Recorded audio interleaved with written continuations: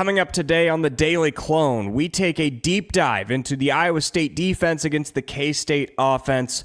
That matchup between the Cyclone front seven and Avery Johnson is a pretty big one. But first, a word from a few of our sponsors.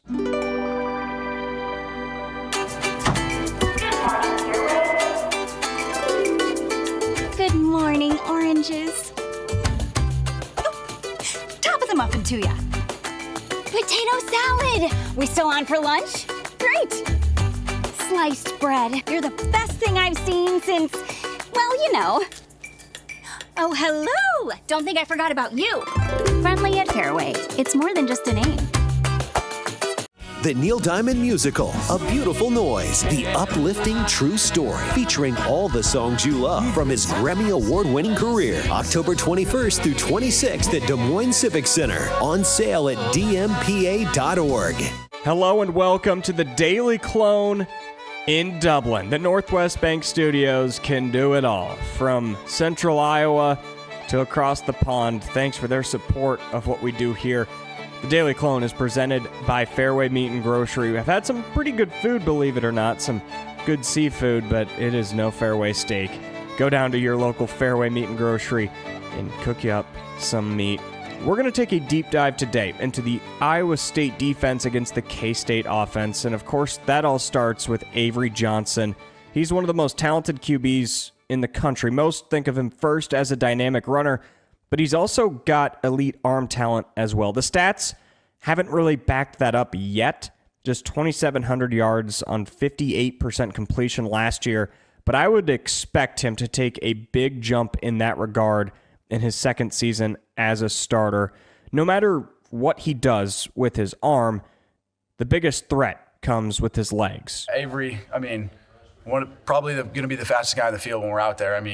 6'3", like he's got it all really. So it's really just playing down to our keys every play, having a guy for the quarterback, stuff like that, just to be able to try to slow him down. He's a quarterback that can throw, he can run. Realistically, he's a guy that has 4.3 speed, and so having a guy in the backfield that can not only run out the gym, but he can throw it 60 yards down the field. He's a dangerous quarterback. I'm not finna sit up in the line and say he's some mediocre guy. He's not by any means. So it's one of those we have to keep him contained in the pocket, make him play quarterback.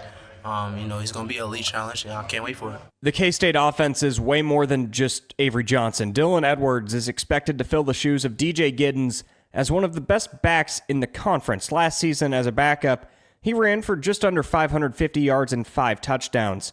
K-State always can run the ball, and that's a big key for Iowa State up front. Even with some new faces on a D-line that struggled last year, Caleb Bacon and the linebackers are confident in the front seven as a whole. Yeah, I don't really think it puts a lot of pressure on us, really. I got a lot of trust in those guys, like having Dom, having Ike, those returners, bringing in Tama, outside transfer, bringing in Vaughn. We brought a lot of good guys in that I've seen a lot of good things out of so far this fall camp. So really seeing how their play has played out so far at fall camp, hopefully that can translate to the field. And I feel like it's really no pressure. Obviously they got some good backs, multiple of them, 2 or 3 of them that can really run the ball and it really, can really put up some explosive plays. So really just containing that's going to definitely be a key point for us. They have really fast guys. They're more like a mid-zone, outside-zone team. And so everything is just fast now, make everything happen fast. With the running back they have, number 3, Dylan Edwards, great player, fast player. So it's just us being able to, have great reactions, understanding what they're going to do, and just really play fast to their tempo will be a big difference in this game. The first day in Dublin was a blast. It's cliche, but it's cliche because it's true. The Guinness just tastes better over here. I don't know why, but it does. The city itself, absolutely beautiful. My family, we took a bus ride around to see a lot of the historic landmarks around downtown Dublin. The architecture is just second to none. I don't know what they did 500, 600 years ago when they were building all these buildings, but they did it right. It looks incredible.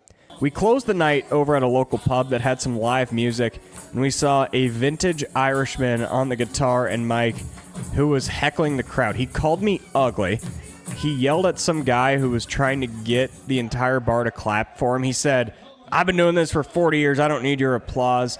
He also called a group of Germans Shrek.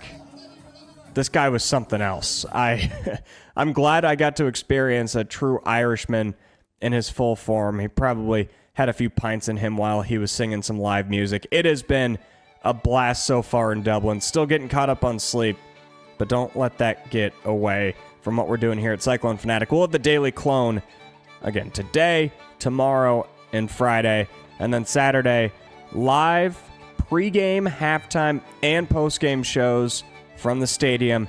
We'll have all of the postgame coverage on CycloneFanatic.com and Cyclone Fanatic on YouTube specifically.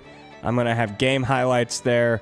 Going to have all the best plays, the best sights and sounds from Farmageddon in Week 0. Thank you for supporting Cyclone Fanatic and the Daily Clone presented by Fairway Meat and Grocery. We will be back on this platform on Thursday.